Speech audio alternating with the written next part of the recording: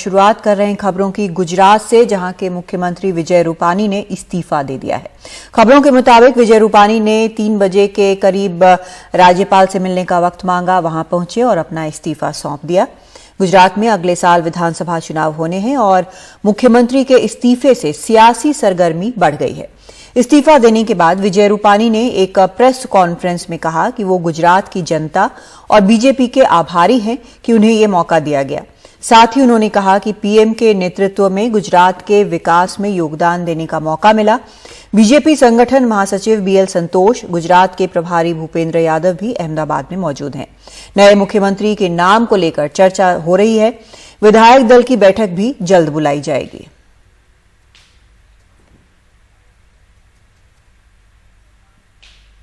Bharatiya Janata party के प्रति अपना आभार व्यक्त करता हूं कि मेरे जैसे एक पार्टी के कार्यकर्ता को गुजरात के मुख्यमंत्री पद की महत्वपूर्ण जिम्मेदारी दी और मुख्यमंत्री के रूप में मिले इस दायित्व को अच्छी तरह से निभाते हुए मेरे कार्यकाल के दौरान माननीय प्रधानमंत्री श्री नरेंद्र भाई मोदी जी का विशेष मार्गदर्शन मिलता रहा है। माननीय प्रधानमंत्री जी के नेतृत्व एवं मार्गदर्शन में गुजरात समग्र विकास तथा सर्वजन कल्याण के पथ पर आगे बढ़ते हुए नए आयामों को छुआ है।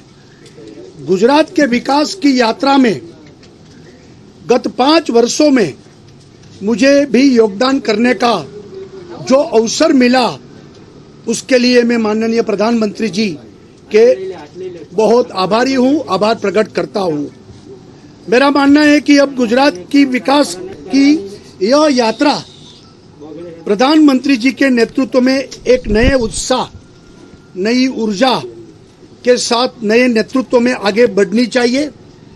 ये ध्यान रखकर मैंने गुजरात के मुख्यमंत्री पद के दायित्व से त्याग पत्र दिया है।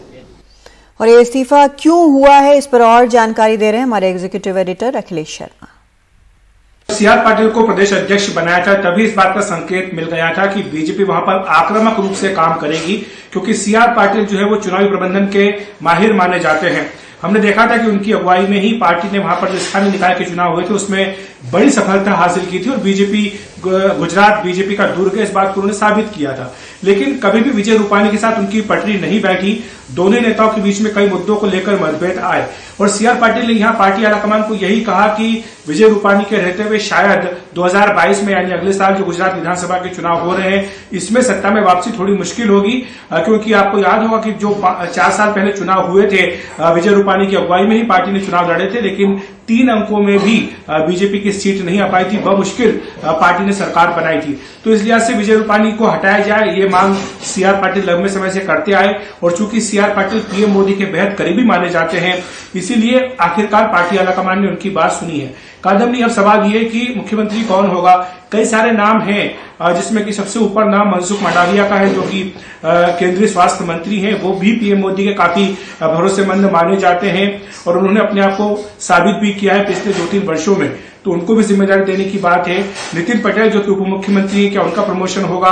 पुरुषोत्तम रूपाला जो कि कद्दावर नेता है, क्या उनको बना करके भेजा जाएगा या खुद सीआर पाटिल कमान संभालेगी? क्योंकि बीजेपी जो भी फैसला करेगी वहां के जो जाति समीकरण है उनको ध्यान में रखकर करेगी। विजय रूपानी कास्ट न्यूट्रल थे, लेकिन अब चूंकि चुनाव आ रहे हैं इसलिए बीजेपी को जाति समीकरणों का भी वहां पर ध्यान रखना पड़ेगा। और इसलिए जब यहां पर केंद्र में मोदी मंत्रिपरिषद का विस्तार किया गया था तो बीजेपी ने खास तौर से हमें यह बताया था कि जो गुजरात के जाति समीकरण हैं उनको साधा गया है मंत्रिपरिषद के विस्तार में। एक तो जातीय समीकरणों को वो साधते हैं, दूसरा खुद परफॉर्मेंस के हिसाब से भी पीएम मोदी उनको काफी पसंद करते हैं।